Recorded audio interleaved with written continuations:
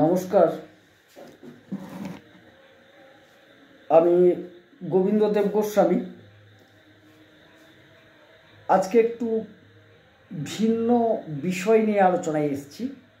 যদিও আমি জ্যোতিষ সংক্রান্ত আলোচনাটাই করে থাকি, এটাও জ্যোতিষ সংক্রান্ত আলোচনা, কিন্তু ঘটনাটা হচ্ছে আজকের আলোচনাটা হচ্ছে সাড়ে সাতি সংক্রান্ত। আমি ইতিপূর্বে মেষ রাশির সাড়ে সাতি নিয়ে আলোচনা করেছি এবং তথ্যভিত্তিক। আজকেও মীন রাশির যে সাড়ে সাতি চলছে, মীন রাশি অলরেডি 2.5 বছর আগে থেকে তার সাড়ে সাতি শুরু হয়েছে।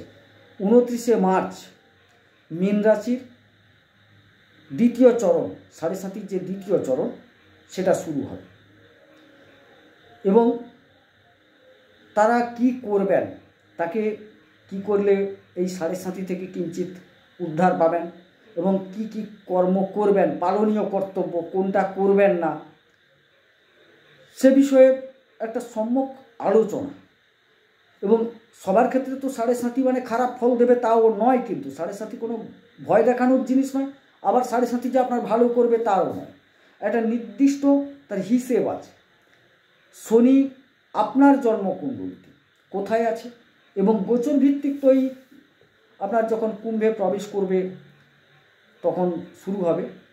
আপনার চন্দ্র যেহেতু মীনে বসে আছে, সেক্ষেত্রে দেখা যাচ্ছে যে এই পদ্ধতিতে সাড়ে সাতিটা আসছে। কুম্ভে যখন প্রবেশ করছেন আপনার সাড়ে সাতি শুরু, মীনে দ্বিতীয় চরণ শুরু এবং যখন তিনি মেষে আসছেন তৃতীয় চরণ শুরু, এই 7.5 বছর। কিন্তু জন্মকুণ্ডলিতে শনির অবস্থান কোথায়, তার ভিত্তিতে আপনি কতটা সুফল পাবেন কতটা কুফল পাবেন সেটা কিন্তু বিবেচ্য। যাই হোক, এক্ষেত্রে আমি বলে রাখি, আমি একদম তথ্যভিত্তিক, হ্যাঁ নিশ্চিত ক্ষেত্রে বলে রাখি, এখানে কোনো গোপনীয় ব্যাপার নয়। কিছু কিছু ক্ষেত্রে আমি কিন্তু একদম বই ধরে আপনাদের সামনে তুলে ধরব যে কি ঘটতে চলেছে এই মীন রাশির জাতক জাতিকাদের দ্বিতীয় চরণ। প্রথমেই বলে রাখি, মীন রাশির ক্ষেত্রে এই যে সাড়ে সাতি, আড়াই আড়াই আড়াই 3টে টার্ম, এখানে কিন্তু অন্তঘাতক, মানে শেষ মুহূর্তে শেষ 2.5 বছরে কিন্তু প্রবল ক্ষতিটা করে যান শনিদেব, প্রচণ্ড চাপে রাখেন। ঘাতক মানে তো ভালো নয়, প্রচণ্ড আপনাকে ক্ষয়ক্ষতি করে দেন। তো মধ্যেও কিন্তু কিছু ক্ষয় করেন, ক্ষতি করেন, ভালোও করেন, আপনার গ্রহাবস্থান অনুসারে সেটা তো আলোচনা করবই।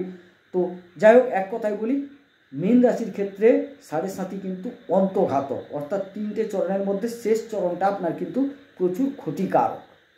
এবারে আলোচনায় প্রবেশ করি যে সাড়ে সাতি কুফল রোধের উপায়। আমি কুফল সুফল তো কীভাবে আসছি বলছি। কুফল রোধের উপায়গুলা কি না, সর্ষের তেল আপনি কিন্তু দান করুন শনিবার দিন, সবচেয়ে ভালো ফল পাবেন। সর্ষের তেল শনিবার দিন দান করলে যথেষ্ট ভালো ফল পাবেন। সূর্যদেবের উপাসনা করুন, আরাধনা করুন, তাতে ভালো ফল পাবেন। শনি যন্ত্রম বা শনির কবচ বা দক্ষিণা কালীর কবচ ধারণ করুন, খুব ভালো ফল পাবেন। বাদাম বিতরণ করুন বা বাদাম জাতীয় কোনো খাদ্য তৈরি করে মানুষজনের মধ্যে বিতরণ করুন। সাপকে দুধ খাওয়ান, আচ্ছা সম্ভব নয়, দেখুন এগুলো কিন্তু বই থেকে বলছি। সাপকে কি দুধ খাওয়ানো সম্ভব? হয়তো সম্ভব নয়, কিন্তু সাপ যদি দেখেন, বিশেষ করে বিষধর সাপ হলে ভালো হয়, আপনি বাটিতে কিছুটা দুধ নিয়ে আপাতত বসিয়ে দিয়ে আসুন তার খাওয়ার উদ্দেশ্যে। ও খাক কিংবা না খাক সেটা বড় কথা না, আপনি কিন্তু খাওয়ার জন্য যে দিলেন এটাই যথেষ্ট। বহমান জলে মদ ঢালতে হবে, তাতে কিন্তু যথেষ্ট উপকৃত হবেন। ঘোড়ার নাল, নৌকার পেরেক, এই থেকে আপনি আংটি তৈরি করুন এবং আংটিটিকে ধারণ করুন। মধ্যমাতে ধারণ করতে পারলে ভালো হয়। এবং কিছুটা লোহা দান করুন।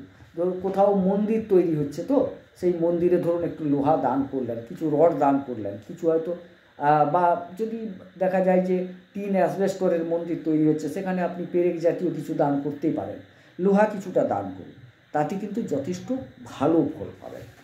এবারে চলে আসি পালনীয়, কি পালনীয়, আপনি কি পালন করবেন। এবারে দেখুন, এক্ষেত্রে আপনাকে বলবো যে ছন্দাকারে বইতে সুন্দর করে দেওয়া আছে, সেটা আমি প্রথমে পড়ে দিচ্ছি, তারপর আমি বুঝিয়ে বলছি। ঘুষ নিয়ে কালো না করো হাত, বৃদ্ধ খঞ্জ আতুর অনাথ, আচরণে যেন না পায় আঘাত, ম্লেচ্ছ গৃহে কভু না পড়ে পাত, মিলে না পর নমনীর সাথ, পতিতালয়ে না কাটায় রাত, পানের পাত্রে না বাড়ায় হাত। তাইলে কি হলো, এই সাড়ে সাতি চলাকালীন কোনো প্রকার ঘুষ নেওয়া চলবে না, কোনো রকম যেটাকে ঘুষ জাতীয়, শুধু ঘুষ না, ঘুষ জাতীয় কোনো কাজের সাথে যুক্ত থাকবেন না। বৃদ্ধ খঞ্জ মানুষদের আপনি কিন্তু সহযোগিতা করুন, তারা যেন আপনার কাছ থেকে কোনো প্রকার ক্ষুণ্ণ না হন, এটা কিন্তু আপনাকে করতে হবে, আপনার আচরণে ক্ষুণ্ণ না হন। ম্লেচ্ছ গৃহে কভু যেন না পড়ে পাত। দেখুন, এগুলো বই থেকে বলছে, আমার কোনো নিজস্ব কথা নয়। আপনি সম্ভবত আপনার বিচরণ ক্ষেত্র, আপনার সমগোত্রীয়দের বাড়িতে খাওয়া দাওয়াটা করুন, পারতপক্ষে একটু অ্যাভয়েড করে চলুন অন্যান্য জায়গাগুলো। হ্যাঁ, তার মানে আমি বলছি না আপনি প্রসাদ খাবেন না, ওটা বলছি না। আপনি নিশ্চিত উন্নত জায়গায় খাওয়া দাওয়া করুন, আপনার চেয়ে অবনত জায়গাগুলোকে চেঞ্জ করুন। অনেকটা বলা গেল না, আপনাদের একটু বুঝে নিতে হবে। ম্লেচ্ছ গৃহে প্রভু না পড়ে পাপ, আপনি একটু বুঝে নেওয়ার চেষ্টা করুন। এবারে পতিতালয়ে যেন না কাটায় রাত, কোনো পতিতালয়ে কিন্তু যাওয়া যাবে না এবং পর রমণীর কাছে যাওয়া যাবে না। এই সাড়ে সাতিতে কোনো কালেই না যাওয়া ভালো, কিন্তু সাড়ে সাতি এমন একটা জিনিস, শনি কিন্তু বিচার দেওয়ার জন্য বসে আছেন। আপনার কৃতকর্মের ফল তো পাবেন, এবং তৎকালীন যে কর্ম তারও একটা তাৎকালিক ফল যদি আপনি পান, তাইলে কিন্তু মানে একে গোদের ওপর বিষ ফোড়া সেরকম ব্যাপারটা দাঁড়িয়ে যাবে। সুতরাং আপনাকে সচেতন থাকতে হবে, কারণ সাড়ে সাতি আমার অভিজ্ঞতায় দেখেছি খুব ধনী ব্যক্তিদের ফুটপাতে দাঁড় করিয়ে দিয়েছে। হ্যাঁ, সবার ক্ষেত্রে নয়, আমি আরও বলবো কাদের বেশি হয় এটা, সেটাও বলে যাচ্ছি, কিন্তু পুরো ভিডিওটা শুনুন ভালো করে। এবারে পানের পাত্রে না বাড়ায় হাত। পান বলতে এখানে খিলি পানের কথা বলা হচ্ছে না, পান বলতে সুরা পানের কথা বলা হচ্ছে। মদ জাতীয়, সুরা যেটাকে বলা হয়, মদ জাতীয় জায়গা থেকে আপনাকে কিন্তু দূরে থাকতে হবে এই সাড়ে সাতিতে।